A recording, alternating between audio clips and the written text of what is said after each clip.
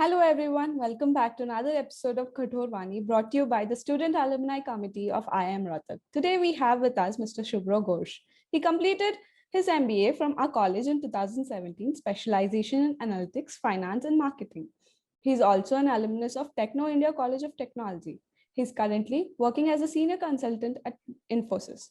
Prior to this, he worked at Cognizant. We are privileged to have you here with us, sir, and looking forward to having an insightful session with you. Handing it over to Aditi Parik. Hello, sir. So my first question to you is, how does your day-to-day at work look like? So my day generally starts at around 6 a.m. It mostly goes through a day of status calls towards the very beginning of the day, wherein I sort of try to understand how I'm placed throughout the day. I sort of reach out to the correct people and the pertinent people who would need to know my availability for a lot of meetings, which I will get to shortly because that's seemingly all I do, according to most people who would see me working from home. And post that, my meetings more or less start from around 9:15. I have a slew of meetings, which are anywhere from what is the status of recruitment, what are the status of the various projects running, what are the status of various programs running, what is burning, what is not, have we received any good news, or more often than not, have we received any bad news, and if so, how we want to make sure that the news is propagated, proper escalations are done, and more or less frayed emotions are settled. Generally, I tend to get over with my calls at around lunchtime, which would be 1:30. After a quick lunch of 15 minutes later, I sit down back at my desk, mostly doing my individual contributor work. Towards the evening, it's a lot of recruitment. It's a lot of other work that goes on in the project itself, from your daily stand-ups to day-to-day meetings with the client, making sure that the relationships are going fine, the expectations are properly managed. Probably the calls from the client would end at around 8:30 to 9, which is when I sort of take up the measure for the entire day.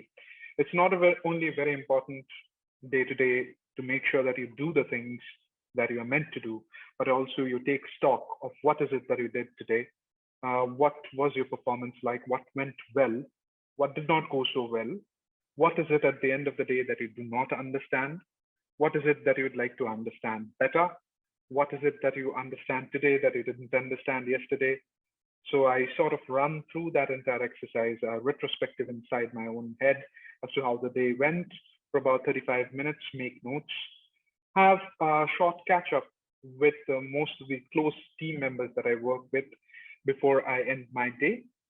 And I will possibly be closing up shop at around 10:30, which is when I take some family time out and have dinner, probably catch up some flicks on Netflix.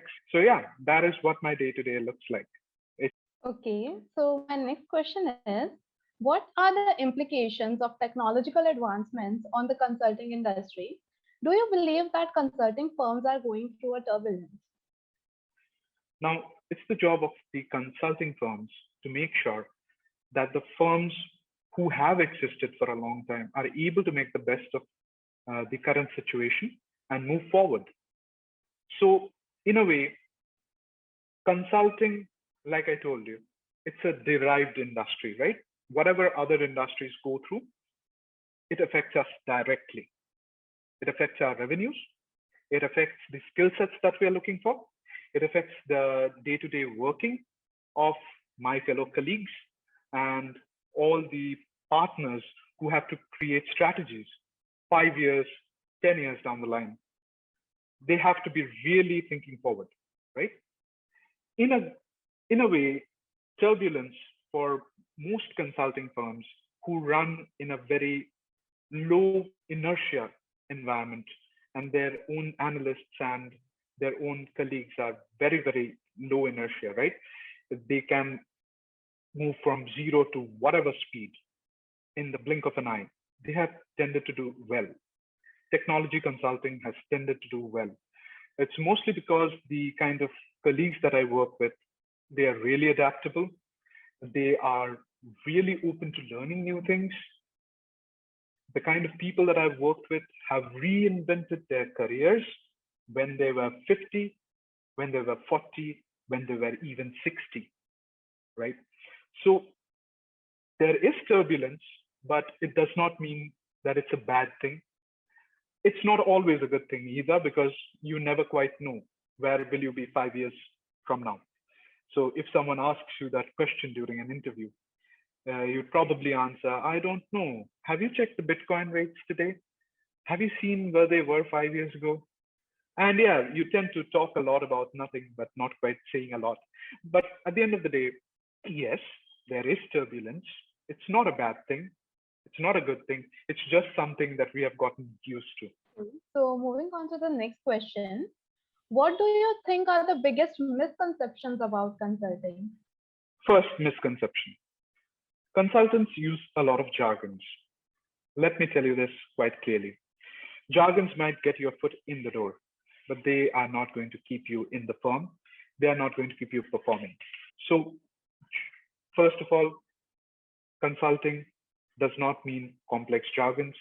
It means that you should be able to get everything down to the first principles, but never oversimplify things. Second misconceptions. All of us have to work 120 hours a week. No, we don't always work 120 hours a week. Sometimes maybe it is required, but it's really not the norm. People will be asking you to take your days off. People will be asking you to focus on your mental health. Everyone wants you to perform tomorrow as well. It just does not end today, right? You need to perform well tomorrow as well. And for that, you need your sleep. You need to unwind. You need to know what you did today so that you can do it better tomorrow. Third misconception that I'd like to really bust here is you deal with very difficult people all of the time who would want the world out of you. Guess what, guys? You are not all working for the devil who wears Prada. Some of the people that I've worked with, yes, they're demanding, but one needs to empathize with where they are coming from. Most of their demands tended to be quite well placed because they saw things burning. They wanted fires put out. At the very same time, I've worked with very, very chilled out, very laid back people who were not just about to let me go without a deadline, but yeah, I tended to enjoy working with such people who would sort of nudge me towards deadlines rather than push me into the fires, so to speak. You will find all sorts of people here, folks. Most people will be quite reasonable with you. The one or two, well, they will always be there. And if they do not come along in your career, you never quite learn the nuances of the job, right? And the last misconception that I'd like to talk about is, well, everyone knows we are not traveling anywhere. I'm not flying all of the time. My passport has not met a printer in probably the last 12 months. Yes, I did quite travel a lot previous to that, but lately it looks like, travel is going to be a deviation from the norm. A norm would probably be the meetings that we're having today, right? We are face to face. It's not like you are 1400 kilometers away, which many of you are, but we are still in one room. We are still conversing. So that's the new norm. Not so much travel. Glitz and glamour, not so much. But you know what? Consulting is a job that asks quite a bit of you, but it does give you the downtimes as well. Yeah, that's mostly about it. What should a new consultant expect to accomplish in their first year? Depends on you as a consultant, doesn't it? Or depends on anyone who wishes to be a consultant. But yes, whatever be the profession that you choose, make sure that you have great dreams, make sure you have great ambitions, but always keep one foot strongly grounded to the earth. Make sure you understand the realities of the job. Great growth does come to some people, but no one makes partner in just a year. There are exceptions to even what I said. Maybe someone can, but most people do not. You really should be understanding what are your fortes by the end of your first year. You really should be understanding where is it that you say no. Consulting will push you to say yes to almost every opportunity that comes along, to almost every engagement that comes along, will ask you to push yourself almost every day. But as a consultant, you will need to put your foot down and really understand where your limits lie, not only about the time and the pressures of the job, but also about your own personal mental well-being. You need to say no. By the end of your first year, you should be able to be in a good position to able to say no in a way that is not very harsh. Secondly, you should be in a very good position to be both a good individual contributor, working as a single person in a very large organization, as well as be ready to be a team member, a contributor to a team at a moment's notice. Third thing that you learn, if you get the time for an afternoon siesta, take it right now. Don't feel guilty about having that afternoon siesta, because you never know how long you might be working that evening. So yeah, those are the major things you look to be learning at the end of your first year. Accomplishments will be very, very subjective and will be very different for each person out there, right? Some people might be looking at an accomplishment like, I want to get there financially. That's a good goal to have. Let no one tell you that that's a bad goal or that's shallow. It isn't. It's your goal and it's completely valid. Someone might have a goal of working in an international role. Go for it. If there are opportunities and you can jump on them, sure, by all means. Someone might actually like to, vlog or even blog about their vacations while they're traveling. Well, guess what? Temper your expectations a little bit. You're not traveling that much. So yeah, that's about this answer. So the next question is, what would you say are the most important personality traits to be developed by someone to become a good consultant? Right. First of all, I forgot about this misconception. All consultants are extroverts. No, you don't necessarily need to be an extrovert in order to be a good consultant. It's not a really important personality trait. Does it help you? It does, probably, because you would be working with a lot of people. So if you tend to get more energy out of such situations, you are probably going to be in a much better shape at the end of your workday. But it's not a deal breaker. I've seen introverts who have excelled in this particular profession as well, because introverts make for excellent listeners. And in this industry, the very first trait that is required, more than being a good talker, is being an excellent listener. Listening for understanding and not for replying. So comprehending things, empathy with the person in front of you, their situation, is very, very important. The second trait that will see people go really far is adaptability. It's a very broad topic, I know. Adaptability is mostly about having your locus of control that is quite external to you. When things go wrong, you don't blame yourself too much. Of course, blame where blame's due. You probably did not do things as well as you probably could have done it, but it wasn't all your fault. And when things are a success, it's not because you are an awesome human being, but you know what? Things tended to work out. But yes, you did do 120% that day, didn't you? Having a modicum of modesty as well as confidence where it's due is very, very important. And for a person who is going to be able to adapt to new situations, their locus of control is not too external, not too internal, probably somewhere in the middle. So they really understand an attribute where problems lie or probably what success factors are. So that's another one that's important.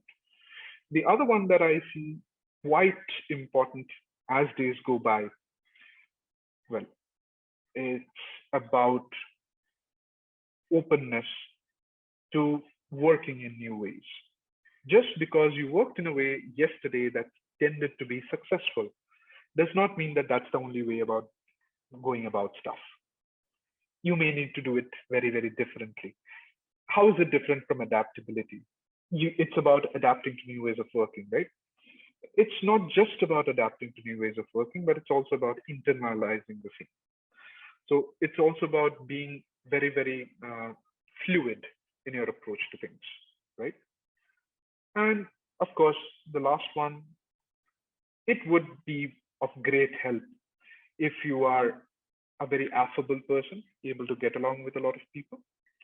It would be a great help, but you know what? It's not a deal breaker once again. So those are the major personality traits that I've found out to be quite important. Leadership is not a personality trait. Courage is. Courage is not just about the lack of fear. It is about being fearful, but yet the willingness to go on. It is more about determination. That brings me to the most important personality trait possibly, which is perseverance and consistency. There are two sides to the same coin, really. Perseverance is making sure that you are able to chip away at a very large problem. Consistency is you are able to chip away at the same problem at the same rate throughout in the engagement. It's not about being a genius one day and being an absolute imbecile the next day. It's about making sure that you work at a level that you can more or less sustain for quite some time, right? So yeah, I'd say these are the most important personality traits that I've seen that it takes to A, succeed, and B, really be in the space for quite some time. Thank you. So we are done with the formal questions here, and we'll start with the informal questions. Handing it over to Ria. Hi, Subhro. Arya? So my first question to you would be, what do you miss about your Kathor life?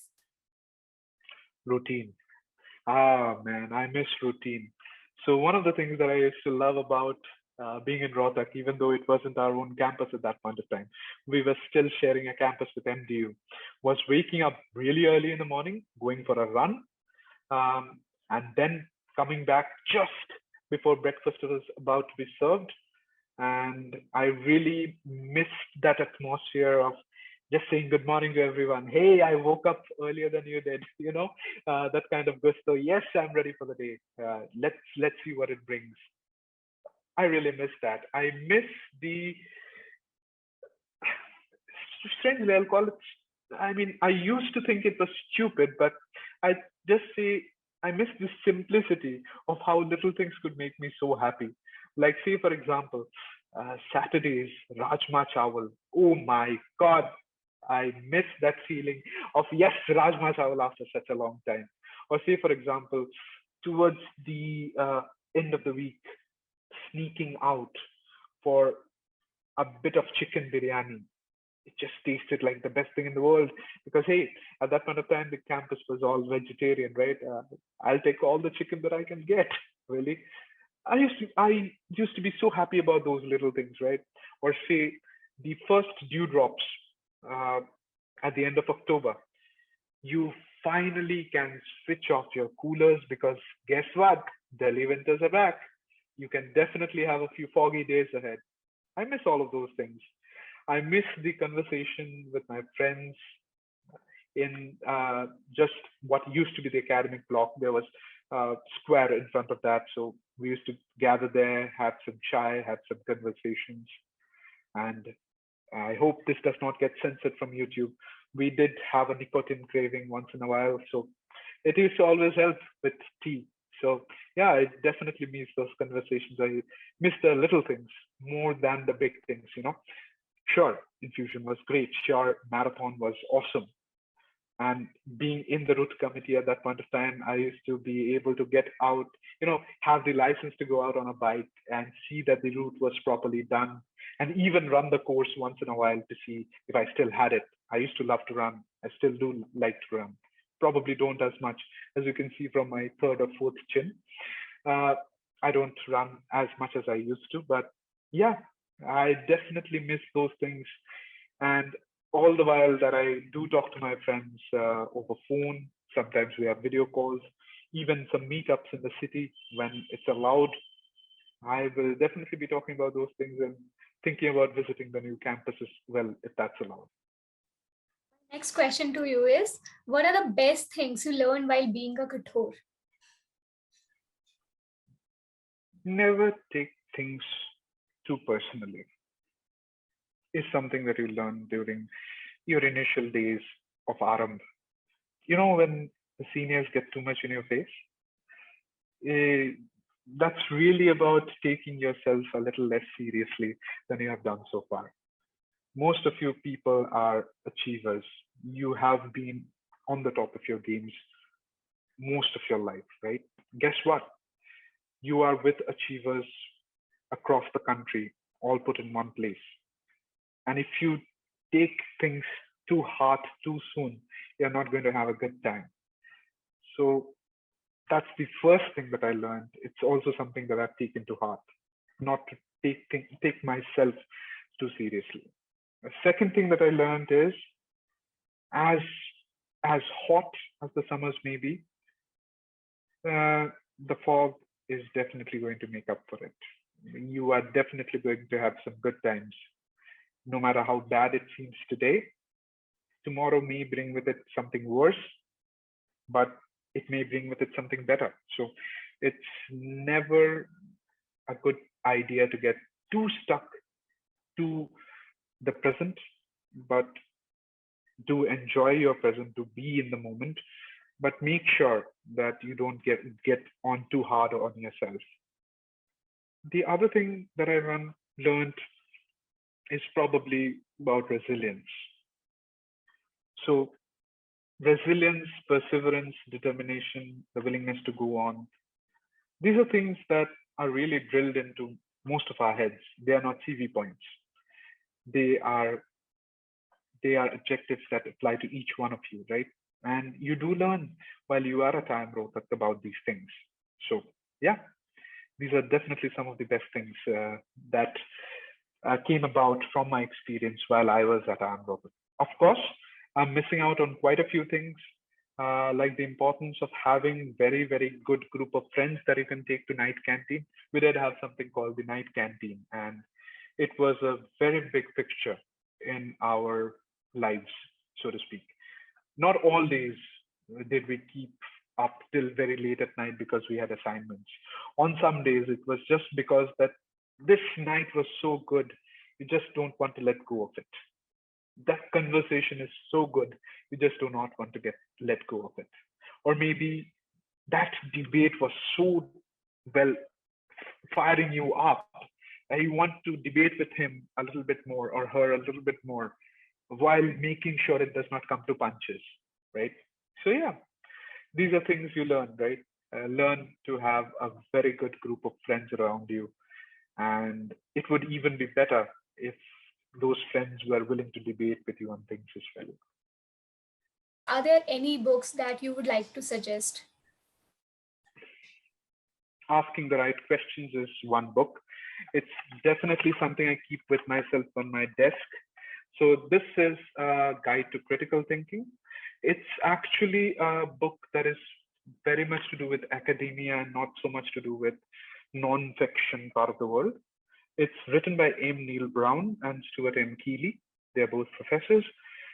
And also another book that I would love for people to read, I always suggest this book to everyone, is Siddhartha by Hermann Hesse. The other book, if you do tend to like dark fiction, is Nausea by James Sartre.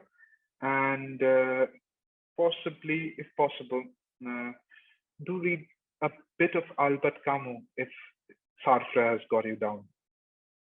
But yeah, other than philosophy, I would definitely suggest read a few books about economics made easy. Freakonomics is a book very oft quoted and very often many of you would have read. So if you do read the books by Malcolm Gladwell, you will find you learn a lot of things in a very fun way, right? And yeah, it's mostly around those books that I've kept myself to. I do listen to quite a few podcasts about history, podcasts about philosophy, podcasts about geopolitics. Yeah, let's not go there. Let's take a left field turn. Podcasts about life in general. There are quite a good few podcasts by a few of our alums. I like taking it slow. Yeah, Vivek Parashar, you owe me a drink, mate. Coffee will do. So yeah, those are the kind of things that I enjoy.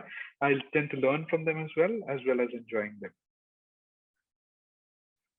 All right. My next question to you would be, what's currently in your bucket list, if any?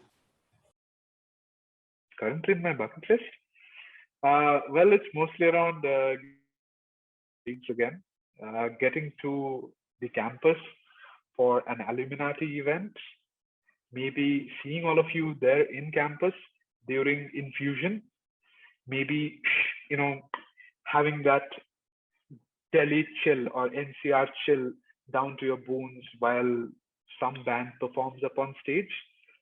And yeah, maybe have a few friends over who would also enjoy the chill with a chai and a few conversations. But getting into more important things, no, I do not have a Ladakh trip on my mind, even though I definitely want to get back on two wheels. No trips as such, no Instagram stories for me. My bucket list would mostly be I just want to see things returning to some sort of normal. Well, it's not just something that's personal to me, it's something that all of you are looking forward to, I'm sure. All right. Now we'll move forward to a rapid fire round. I'll give you a couple of words, and whatever comes to your mind, you have to just tell us straight away. You can't take much time. I hope. All right. Beginning with it, the first word is deadlines. Yesterday. Presentations. As good as you can make it. 6 words. Hostel. Late nights. Library. Early mornings. Groups. All about the place. Kathor. Way of life. Projects. Some things to look forward to as well as not. Infusion. Enjoyment.